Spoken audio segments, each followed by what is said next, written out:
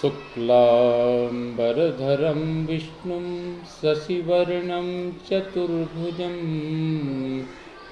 प्रसन्नवदनं ध्यायेत् सर्वविघ्नोपशान्तये। वागीशाद्या सुमनसः सर्वार्थानामुपक्रमे यं नत्वा कृतकृत्या स्युः तं नमामि गजाननम्। दोर्भिर्युक्ता चतुर्भिस्फटिकमणिमयीमक्षमालां दधाना हस्तेनैकेन पद्मं सितमपि च सुकं पुस्तकं चापरेण भासा कुन्देन्दुशङ्खस्फटिकमणिनिभा भासमाना समाना सा मे वाग्देवतेयं निवसतु वदने सर्वदा सुप्रसन्ना। भवतां समेषां विद्वज्जनानां धीमतां भारतीय संस्कृतेः संरक्षण तत्पराणां बद्धपरिकराणां श्रीमद् वाल्मीकि रामायण पारायणोपक्रमे हार्दं स्वागतम् अभिनन्दनम्। साम्प्रतम् अयोध्याकाण्डे सप्तदशाधिकशततमः सर्गः आरभ्यते। इस सर्ग में श्री राम आदि का अत्रि मुनि के आश्रम पर जाकर उनके द्वारा सत्कृत होना तथा अनसूया द्वारा सीता का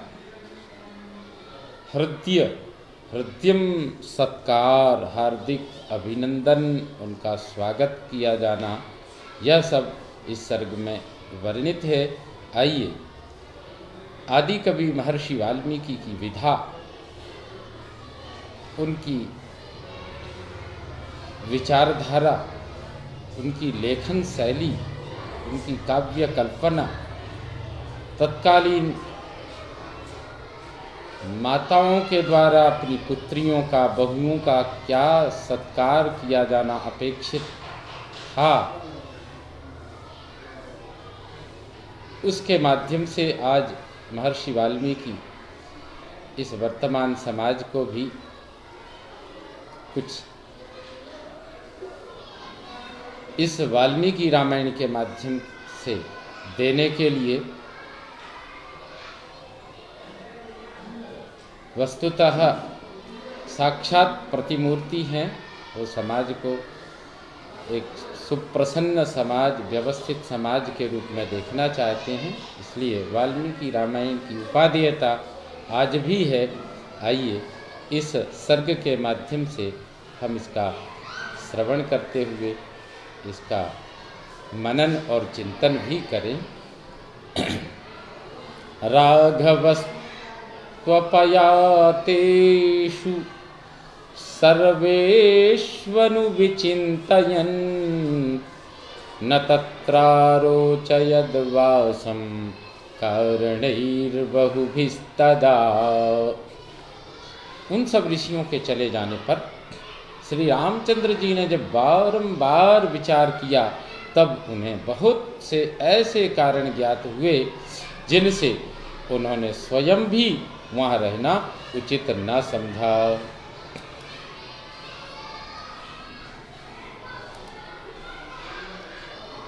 इह मे भरतो दृष्टो मातरश्च सनागराः सा च मे स्मृतिरन्वेति तान् नित्यमनुशोचतः। उन्होंने मन ही मन सोचा, इस आश्रम में मैं भरत से, माताओं से तथा पूर्ववासी मनुष्यों से मिल चुका हूँ। वह स्मृति मुझे बराबर बनी रहती है और मैं प्रतिदिन उन सब लोगों का चिंतन करके शोक मग्न हो जाता हूँ। इसलिए स्कंधावार निवेशेन तेन तस्य महात्मनः हयहस्ति करीशैश्च उपमर्दः कृतो भृशम्। महात्मा भरत की सेना का पड़ाव पड़ने के कारण हाथी और घोड़ों की लादों से यहाँ की जो भूमि है वह अधिक अपवित्र कर दी गई है। तस्मादन्यत्र गच्छाम इति संचिन्त्य राघवः प्रातिष्ठत स वैदेह्या लक्ष्मणेन च संगतः। अतः हम लोग भी अन्यत्र चले जाएं, ऐसा सोचकर रघुनाथ जी, श्री रघुनंदन जी सीता और लक्ष्मण के साथ वहाँ से चल दिए। सोत्रेराश्रममासाद्य तं ववन्दे महायशाः तं चापि भगवानत्रिः पुत्रवत् प्रत्यपद्यत। वहाँ से अत्रि के आश्रम पर पहुंचकर महायशस्वी श्री राम ने उन्हें प्रणाम किया तथा भगवान अत्रि ने भी उन्हें अपने पुत्र की भांति स्नेहपूर्वक अपनाया। स्वयमातिथ्यमादिश्य सर्वमस्य सुसत्कृतं सौमित्रिं च महाभागं सीतां च समसान्त्वयत्। उन्होंने स्वयं ही श्री राम का संपूर्ण आतिथ्य सत्कार करके महाभाग लक्ष्मण और श्रीमती सीता को भी सत्कार पूर्वक संतुष्ट किया। मैथिली नंदिनी सीता को भी सत्कार पूर्वक संतुष्ट किया। पत्नीं च तामनुप्राप्तां वृद्धामामन्त्य सत्कृतां सान्त्वयामास धर्मज्ञः सर्वभूमिहिते रताः सर्वभूतहिते रताः। सान्त्वयामास धर्मज्ञः सर्वभूतहिते रतः। अनुसूयां महाभागां तापसी धर्मचारिणीं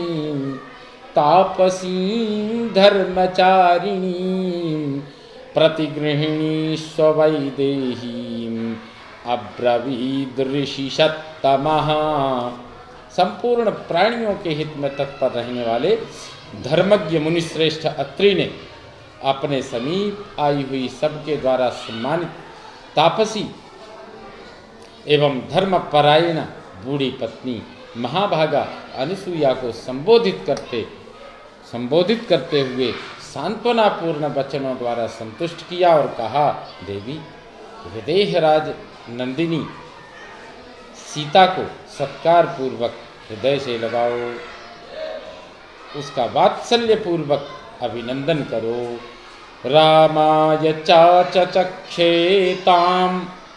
तापसीं धर्मचारिणीं 10 वर्षाण्यनावृष्ट्या दग्धे लोके निरन्तरम् यया मूलफले सृष्टे जाह्नवी च प्रवर्तिता उग्रेण तपसा युक्ता नियमैश्चाप्यलङ्कृता 10 वर्षसहस्राणि यया तप्तं महत्तपः अनुसूया व्रतैस्तात प्रत्यूहाश्च निबर्हिताः।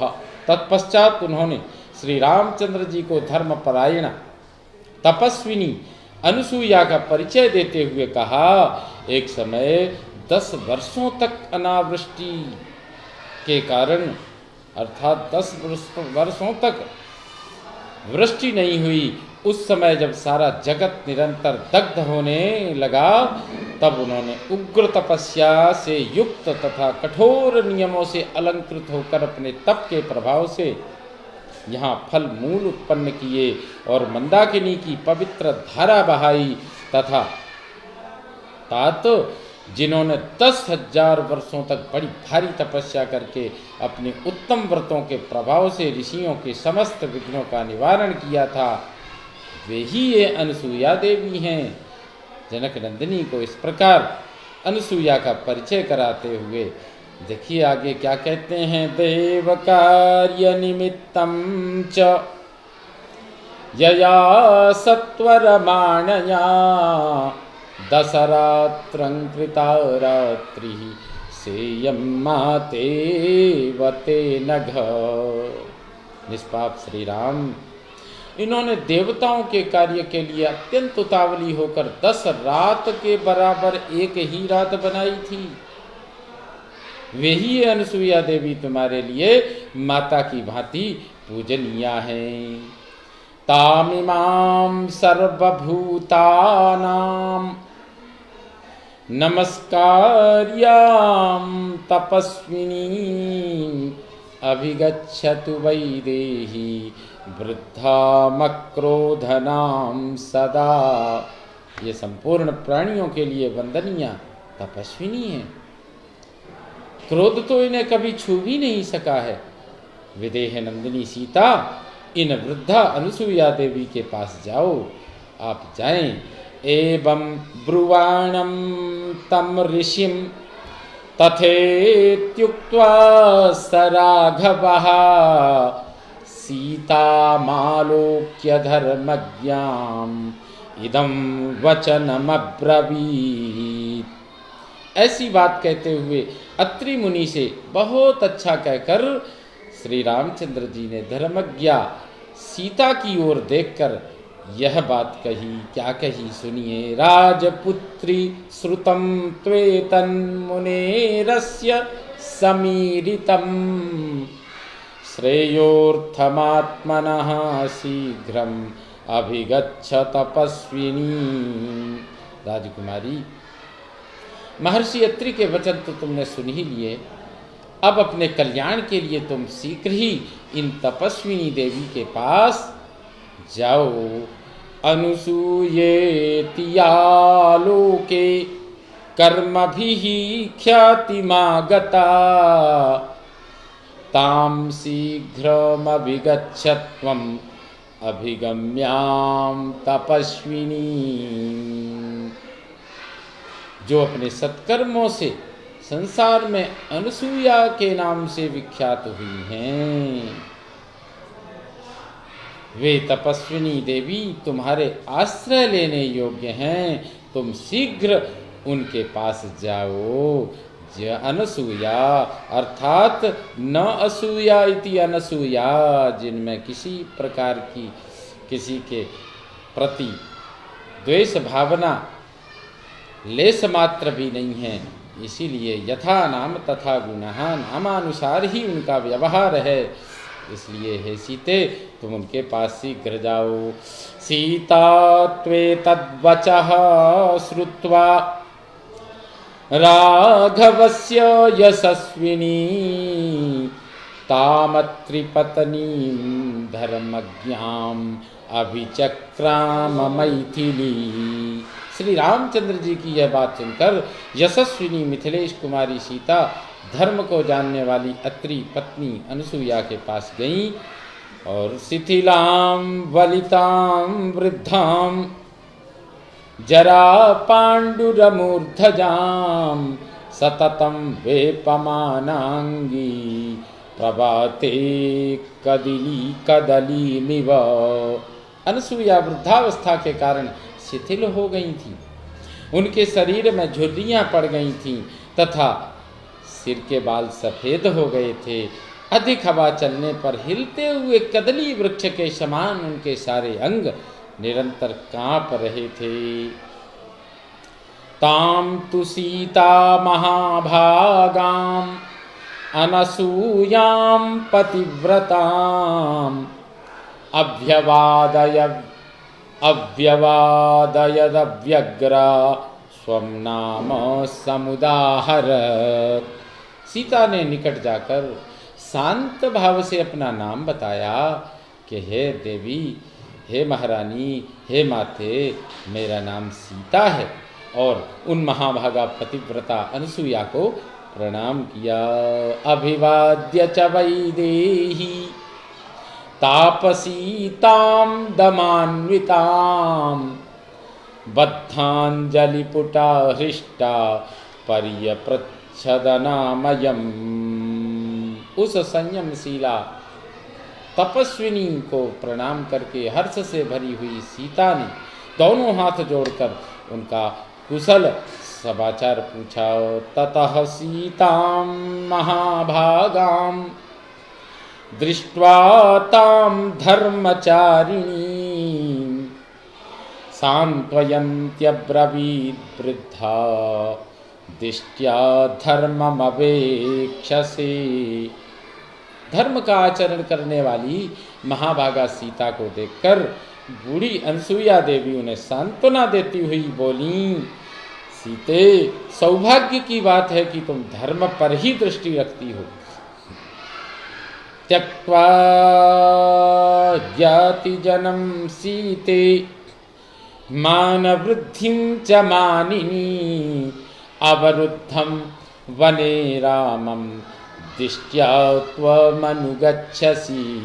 मानिनी सीते, बंधु बांधवों को छोड़कर और उनसे प्राप्त होने वाली मान प्रतिष्ठा का परित्याग करके तुम वन में भेजे हुए श्री राम का अनुसरण कर रही हो, यह बड़े सौभाग्य की बात है। नगरस्थो वनस्थो वा शुभो वा यदि वा शुभः यासां स्त्रीणां प्रियो भर्ता तासां लोका महोदयाः।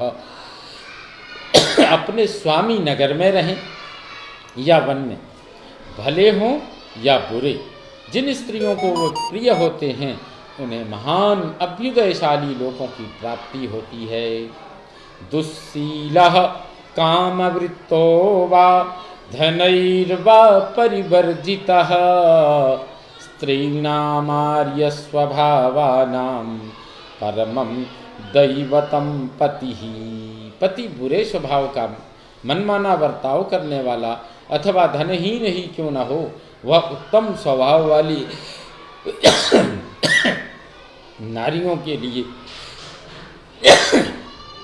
श्रेष्ठ देवता के समान है।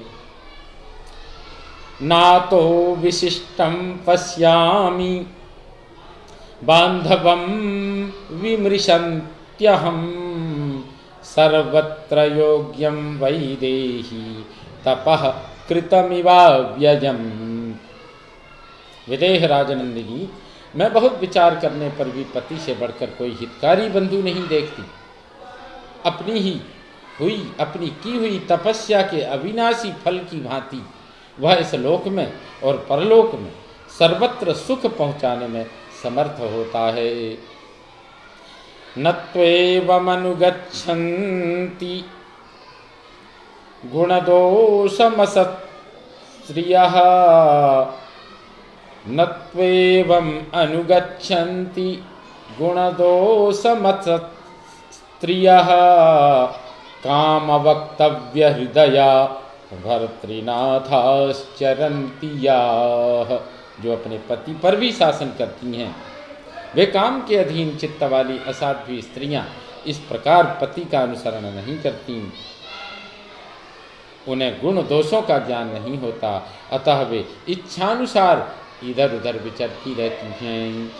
प्राप्नुवन्त्ययशश्चैव धर्मभ्रंशं च मैथिली अकार्यवसमापन्नाः स्त्रियो या खलु तद्विधाः।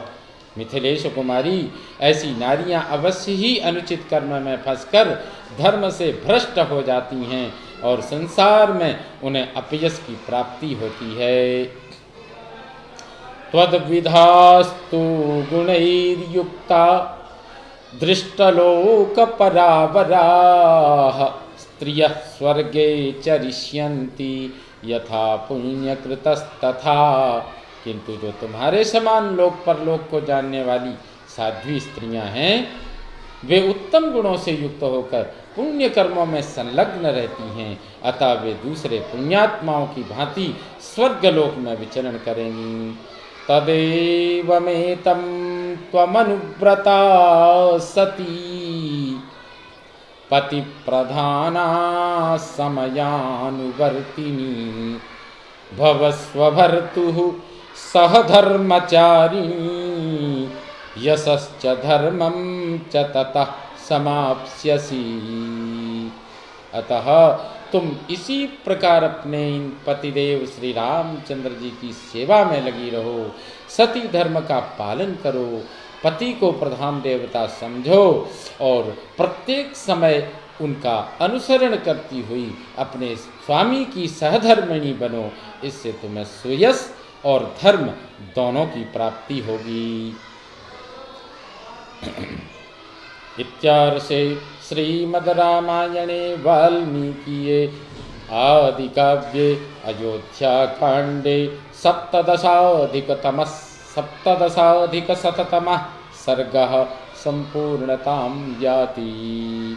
ॐ पूर्णमदः पूर्णमिदं पूर्णात् पूर्णमुदच्यते पूर्णस्य पूर्णमादाय पूर्णमेवावशिष्यते।